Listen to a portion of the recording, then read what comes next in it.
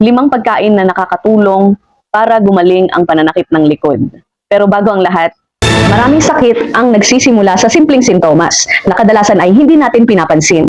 Pero alam mo ba, kapag hindi ito naagapan o hindi ito nagamot, maaari itong magdulot ng mas malalang komplikasyon sa ating katawan. Kung gusto mong malaman ang mga sintomas ng iba't ibang sakit, mga bawal kainin at mga pwedeng kainin, mga natural na paraan para makatulong sa kalusugan at lalo na sa mga posibleng mangyari kapag pinapabayaan ng sakit, meron akong kompletong playlist dito sa channel ko. Sa playlist na ito, pinag-uusapan natin ang mga karaniwang sakit tulad ng diabetes, high blood pressure, hepatitis, sakit sa tiyan at marami pang iba. At para mas maging aware ka at maprotektahan mo ang iyong kalusugan at ng iyong pamilya, i-check mo lang ang playlist ko sa description o sa channel ko at panoorin mo ang mga videos. At kung nakatulong ang video na ito, huwag kalimutang mag-like, mag-subscribe at i-share para mas marami pang tao ang matulungan. Paano ba yan? Hanggang dito na lang. Stay healthy! Number 1, isda na may omega-3, tulad ng salmon, sardinas at tuna.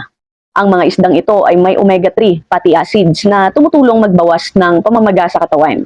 At kapag nabawasan ng inflammation, mas nababawasan din ang pananakit ng likod. Number 2, malalabay na gulay. Kapag sinabing malalabay na gulay, spinach, kangkong, malunggay. Ang mga maberdeng gulay ay may calcium at magnesium na mahalaga para sa malakas na buto at muscles. Nakakatulong ito para maiwasan ang muscle cramps at back pain. Number 3, saging. Mayaman ang saging sa potassium na tumutulong sa tamang function ng muscles. Para alam mo, kapag kulang ang potassium, mas madaling sumakit o mangalay ang likod. Number 4, gatas at yogurt.